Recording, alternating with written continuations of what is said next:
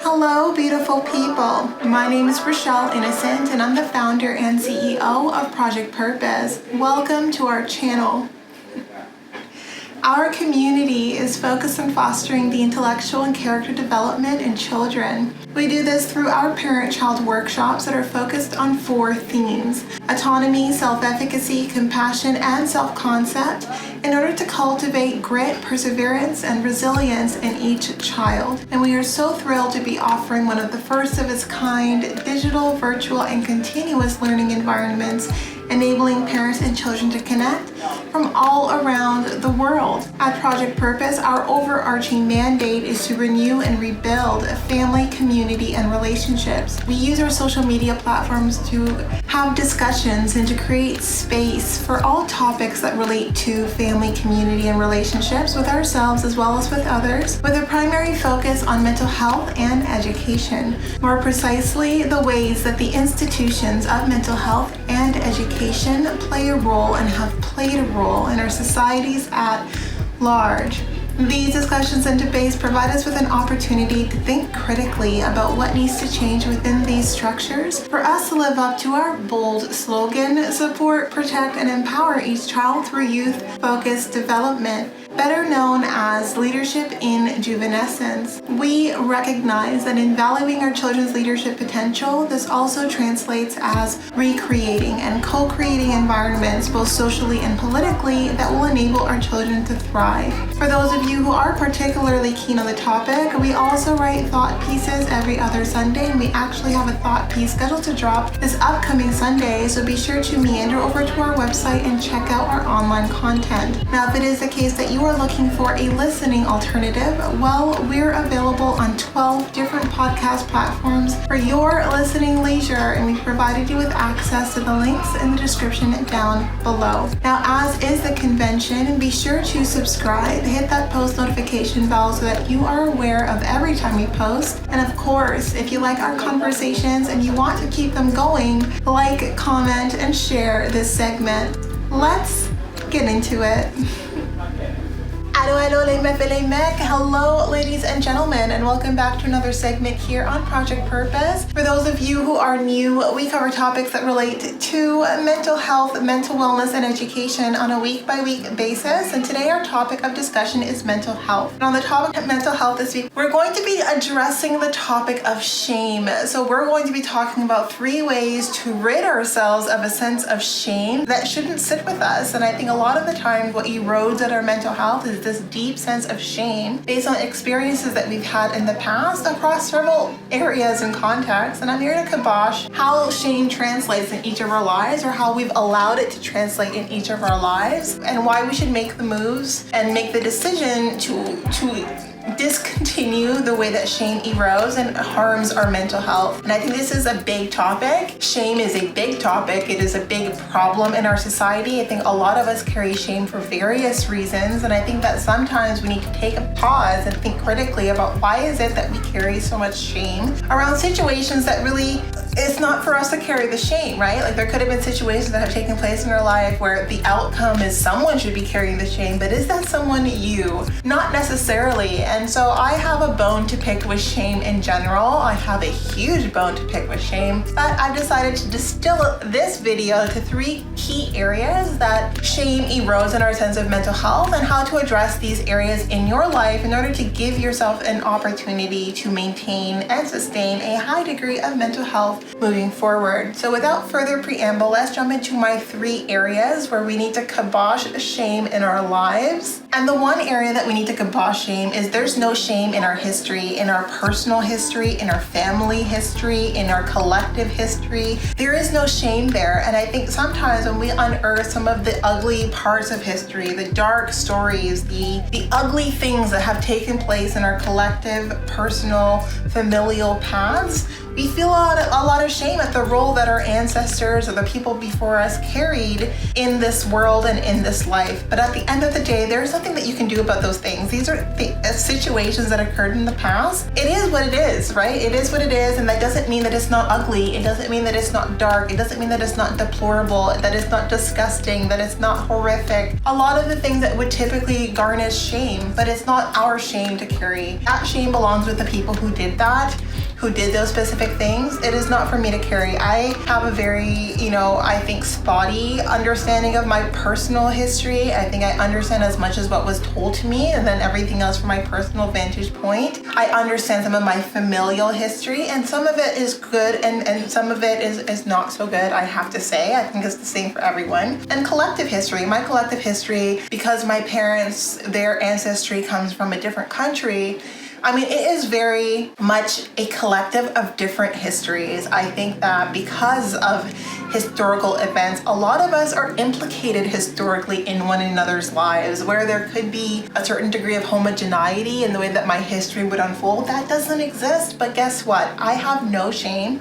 I will carry no shame for what my ancestors went through, for what my ancestors put other people through, and for what legacy my ancestors left behind, whether that's a great legacy to be proud of or whether that's a legacy that I really need to rebuild off of. There's no shame there, and I think we all need to just recognize that pointing fingers at people who didn't carry the actions into fruition isn't helpful, but let's do what we can with what we know, and let's make things better without feeling inclined to push shame down people's throats. I think shame is such a waste of energy. I think it is such a waste of time. I don't like shame whatsoever, and I think too many of us carry shame for reasons that are beyond us. And historical sort of context, they're beyond us. We can't go back in history and change them, but we can do better now that we know better and focus on building better moving forward without the shame. I don't think shame is helpful in any situation or context. Piling on shame on other people, I don't personally have a threshold for people trying to pile on shame on me.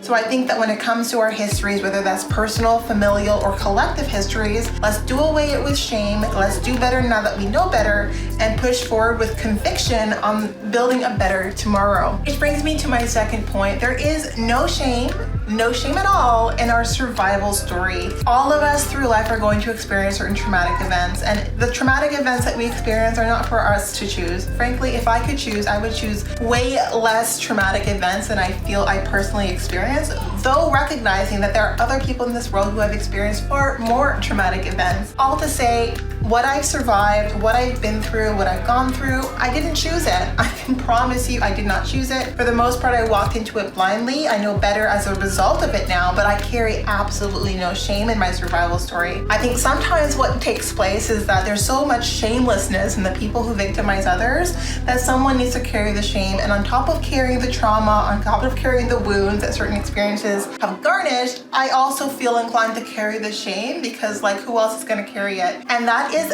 an error in logic that I have nixed. I will carry the wounds until I have healed. I am happy to share my survival story if it's going to empower other people to push through similar situations. I have absolutely no shame in what I've survived. There's no shame. It is what it is. I didn't intend on going through certain experiences. I would have preferred not to go through those experiences, but I refuse to feel ashamed for having survived certain things that other people didn't go through. I refuse to feel ashamed for having a story that differs from the conventional, from the traditional path that most of the people that I interact with have survived.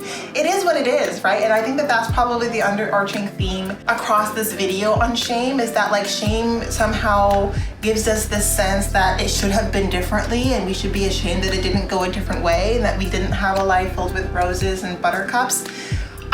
What kind of illogical frame of thinking is that? I don't get it, but for me, life is what it is. My journey is beautiful. The highs and lows, I see beauty in them. I see beauty because I see my growth through them. I see my development through them. And while I would love for my development to be only experiences that I personally manufactured or experiences that I wanted to go through, my development is also a byproduct of really bad experiences that I've survived, of really traumatic events that have taken place, of betrayal, of deception, of every kind of social normative harm that someone could sort of, I guess, experience in life. I've experienced those things and I have no shame in it. I think that if there's anyone to carry shame for any period of time, it is the people who have caused the injury. I'm not going to be also ashamed as well as healing through it, right? Like, I think if you are someone who is shameless, who constantly is injuring people and creating this warpath unnecessarily, at some point that shame will follow you. But like, I will not carry the shame in my survival story. I may have been victimized, but I am a survivor, and I am a survivor because I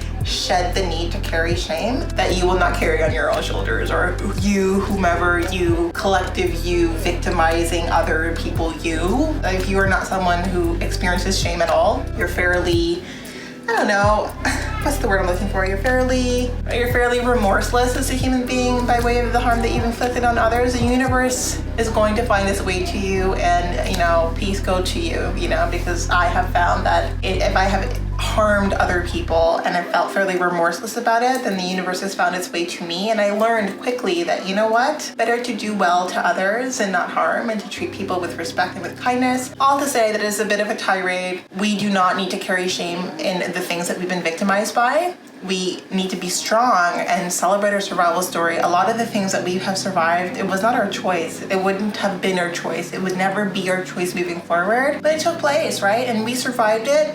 We are examples of the people who have survived it, who have excelled, who have thrived despite it, despite all the things that, you know, maybe have been thrown at us. And there's no shame in that. There's absolutely no shame in that. And I will not feel ashamed for the things that I have survived and have pushed through. I will celebrate those events, like, obviously within context, but no one's gonna make me feel ashamed for what I've lived through in this life. And that brings me to my third point. And though I did talk about, you know, carrying shame for the wrong that you've done to others, only up until you learned your lesson. Like, I do not think that shame is like this eternal affliction that we carry for the rest of our lives. All of us are the villains in some story. All of us have learned lessons because of the role that we've played that maybe wasn't the best role to play in other people's narratives. And I think that if you've learned your lesson, now that you know better, you do better. And once you've known better, you can forgive yourself and rid yourself of the shame, of the remorse, because you didn't know better at the time, or maybe you did know better, but you were motivated to do harm or to do ill, but now you realize that that wasn't the right choice. If you've reached that point of clarity, that point of understanding that it's not okay to harm other people, then forgive yourself and move on. And I think that some people don't want us to forgive ourselves. Some people just want to stay in a place of shame forever for the wrong things that we have done. And as much as I talk about celebrating my survival story, I also will hold true to the things that I have done, that have harmed other people, that I have learned from as a result of the harm that I've inflicted. I will carry no shame beyond forgiving myself. If I've reached a point where I'm ready to forgive myself, I've also reached a point where I will shed the shame. And all of us need to recognize that, like, we're not perfect. We are flawed. We are going to not only take on injury as a result of the flawedness of our interconnectivity in this, you know, human existence, but we're also going to inflict injury on others. And it doesn't mean that we do it with joy. I mean, it's a byproduct of just living, right? And forgive yourself. Try to do better when you know better. Try to keep from harming other people unnecessarily. But if you do, and you realize it was wrong, now that you know better, you do better, you forgive yourself and you shed the shame. And I think that that was really the moral of this video. And shame is a huge topic. I'm covering like maybe not even 10% of all the ways that shame can translate in our lives, but I do think that all of us need to think about how we can find our way outside of the sinking pit of shame, because there is no opportunity to feel good about yourself when you're in a state of shame. It is like a huge impediment to feeling mentally healthy if you're stuck in the state of shame. So I think that is an important topic to cover, because a lot of us have shame eroding at our mental health for various reasons and for different ways. And whatever your reason or the cause for your shame, I think that it's always best for all of us, for each of us, to take on the work required to rid ourselves of that shame, to practice self-forgiveness, and to give ourselves an opportunity to do better when we know better. In any case, that was the segment for today, but definitely not all. There will be more, I am sure, but before letting you go, I would be remiss if I didn't let you know that we will be going live at least twice a month, every month, for the foreseeable future on our Facebook page. So definitely be sure to tune in. Now, these events are paid events, so if you do see yourself participating in our community on an ongoing basis, then I do suggest that you take a look at our package plans. Yes, so we do offer package plans that give you unlimited access to our live events, as well as access to webinars and workshops, largely focused on self-mastery mastery over and above those live events. So super excited at all the content that we're pushing towards you game changer you, building our game changer community. And yes, on our social media platforms, we are on the road to 1K across all of our platforms. So definitely join in, follow us on all of our social media. Comment down below on how you're kicking Shane's butt this week, now that you've seen this video and feel inspired to do so. And we look forward to chatting with all of you very soon. We'll talk to you later.